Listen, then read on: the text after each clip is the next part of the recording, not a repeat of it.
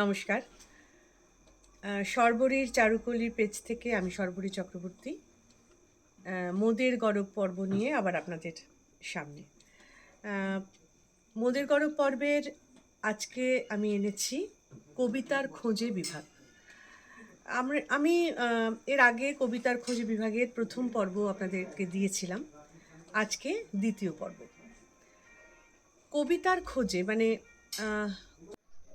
কবিতা খুঁজছি, জানেন, প্রতিদিন কবিতা খুঁজি। আসলে কবিতা নিয়ে যাপন করতে আমার খুব ভালো লাগে, আর সেই কারণেই আমার এই ভালো লাগাটা আপনাদের সঙ্গে আমি শেয়ার করি।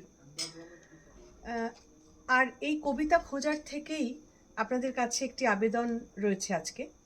সেটি হচ্ছে, যদি আপনাদের মনে হয় যে কোনো একটি কবিতা আমার কণ্ঠে আপনারা শুনতে চান, তাহলে এই কমেন্ট বক্সে অথবা ফেসবুক ইনবক্সে অথবা আমার হোয়াটসঅ্যাপ নম্বরে হোয়াটসঅ্যাপ করতে পারেন। এছাড়াও আপনারা তো এখানে অনেকেই আছেন যারা কবিতা লেখেন, ছোট গল্প লেখেন।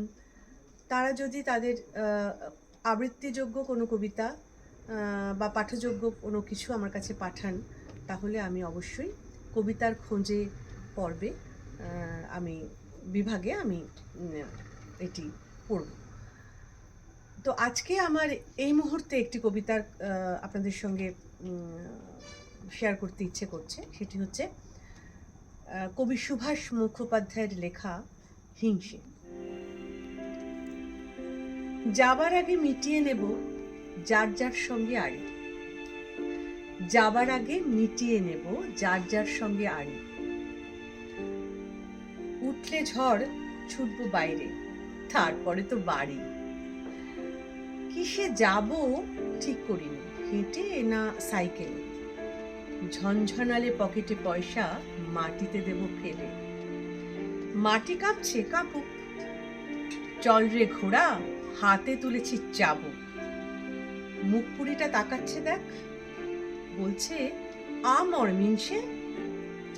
ও কিছু নয়, বুঝলি না রে, হিংসে হিংসে হিংসে।